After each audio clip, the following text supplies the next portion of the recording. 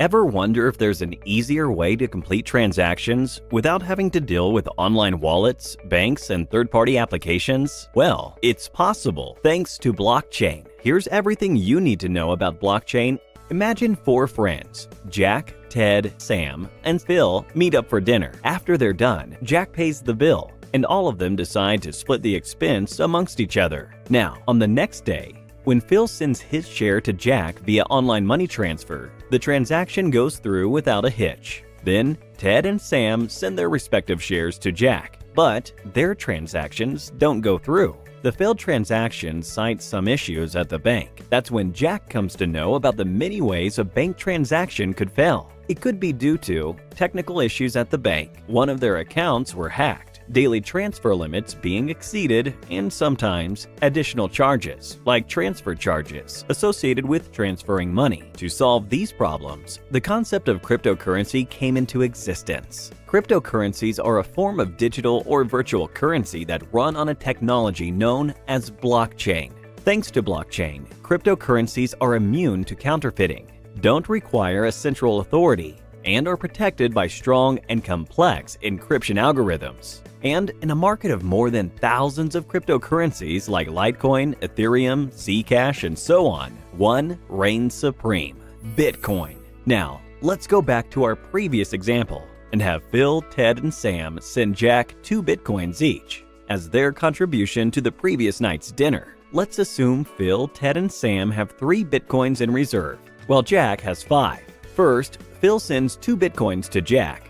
A record is created in the form of a block. The transaction details between them is permanently inscribed in this block. This record also holds the number of Bitcoins each of the friends own. So, after Phil's transaction, Jack has 7 Bitcoins, while Phil has 1. Following this, Sam and Ted send 2 Bitcoins to Jack. A new block is created for each of these transactions. These blocks hold the transaction details as well as how many Bitcoins Sam, Ted, and Jack have in reserve. These blocks are linked to each other, as each of them takes reference from the previous one for the number of Bitcoins each friend owns. This chain of records, or blocks, is called a ledger, and this ledger is shared among all the friends, which acts as a public distributed ledger. This forms the basis of blockchain. So, what happens when Phil has only 1 Bitcoin left, and he tries to send 2 more Bitcoins to Jack? The transaction will not go through. This is because all his friends have copies of the ledger, and it's clear that Phil has only 1 Bitcoin left. His friends will flag this transaction as invalid. A hacker will not be able to alter the data in the blockchain because each user has a copy of the ledger. The data within the blocks are encrypted by complex algorithms. All of this is made possible with the help of blockchain technology. Blockchain can be described as a collection of records linked with each other, strongly resistant to alteration, and protected using cryptography.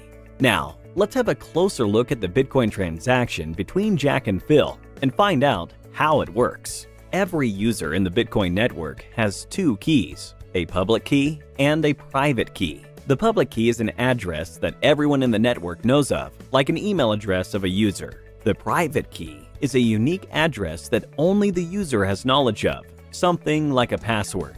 First, Phil passes the number of Bitcoins he wants to send to Jack, along with his and Jack's unique wallet address through a hashing algorithm. All of this is part of the transaction details. These details are encrypted using encryption algorithms and using Phil's unique private key. This is done to digitally sign the transaction and to indicate that the transactions came from Phil. This output is now transmitted across the world using Jack's public key.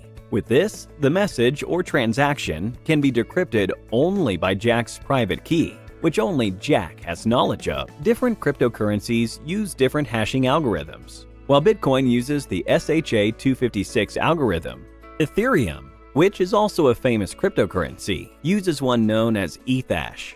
This transaction and several other similar ones are taking place all around the world. These transactions are validated and then added block by block. The people who validate these blocks are called miners. For a block to be validated and added to a blockchain, miners need to solve a complex mathematical problem. The miner who solves this first adds the block to the blockchain and is rewarded with 12.5 bitcoins. The process of solving the complex mathematical problem is called proof of work, and the process of adding a block to the blockchain is called mining. With this, Phil and Jack's wallets are updated, just like every person in the network who has completed a transaction. Now that you know about blockchain and its important concepts, time for a small quiz. What is the concept of blockchain that ensures data cannot be altered by any of the users within the network? A. Public distributed ledger. B. Proof of work. C. Proof of stake. D. Hash encryption.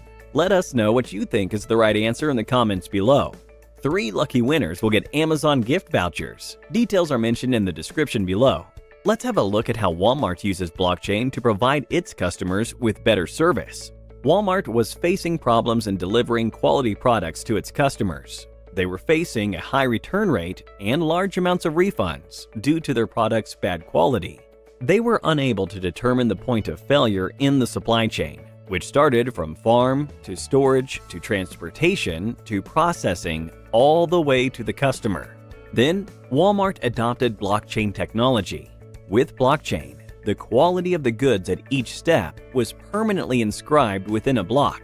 For example, when a customer flags a product as damaged, it can be correctly identified where the product got damaged in the entire supply chain, thus helping Walmart to identify the problem areas and fixing them.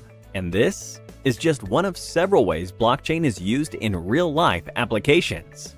Can you think of any others? Let us know in the comments down below. That's all for now. Thank you for watching and stay tuned for more.